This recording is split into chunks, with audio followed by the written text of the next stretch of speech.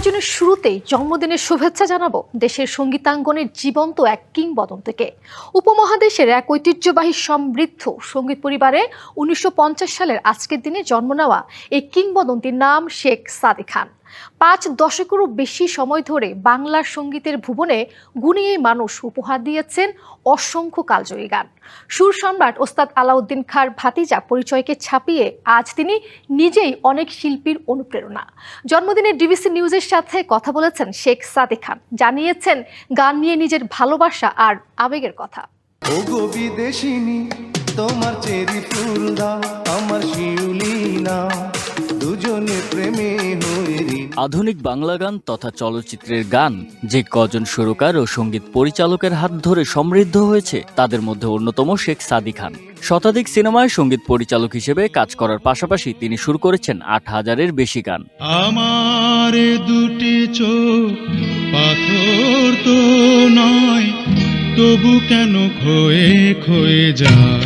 ১৯৫০ সালের ৩ মার্চ ব্রাহ্মণবাড়িয়ার শিবপুর গ্রামে উপমহাদেশের এক ঐতিহ্যবাহী সমৃদ্ধ সঙ্গীত পরিবারে জন্মগ্রহণ করেন কিংবদন্তি এই সঙ্গীত পরিচালক। সুর সম্রাট ওস্তাদ আলাউদ্দিন খাঁ তার চাচা। বাবা উপমহাদেশে প্রখ্যাত সুরসাধক ওস্তাদ আয়েত আলী খাঁর কাছে সঙ্গীতের হাতেখড়ি শেখ সাদী খানের।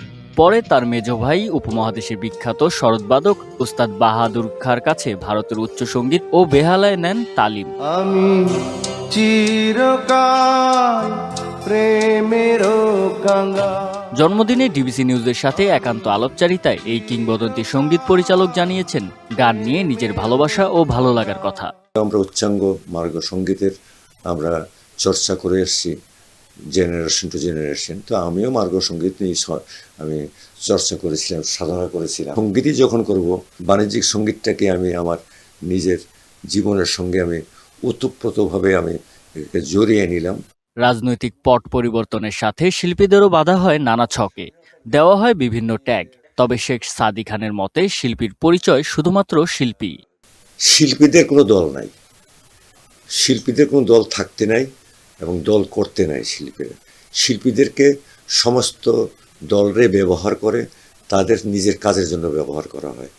আমি মনে করি শিল্পীরা হবে সার্বজনীন, সমগ্র শ্রোতাদের জন্য, সমস্ত মানুষের জন্য। আলাপচারিতায় নতুন প্রজন্মের সঙ্গীত শিল্পী ও পরিচালকদের জন্য পরামর্শ দিয়েছেন এই কিংবদন্তি সঙ্গীত পরিচালক। তারা যদি নিজেকে প্রতিষ্ঠিত করতে চায় এবং সাধক হিসাবে যদি তারা পরিচিতি লাভ করতে চায়, যে সঙ্গীতের যে কোনো শাখাতেই হোক, তাহলে তাকে আরও ভাবতে হবে, আরও সাধনার প্রয়োজন। এবং সঙ্গীতকে যদি সমৃদ্ধ করতে চায়, তাহলে তাদের যে চিন্তা ভাবনাগুলো আছে সেগুলোকে সঠিক জায়গাতে এগুলিকে প্রতিষ্ঠিত করার জায়গার প্রয়োজন আছে। জন্মদিনে গুণী এই মানুষের চাওয়া গান আর সুরের মাঝেই তিনি যেন কাটিয়ে দিতে পারেন তার জীবনের বাকিটা সময়। জুবাইর হোসেন সজল, ডিবিসি নিউজ, ঢাকা।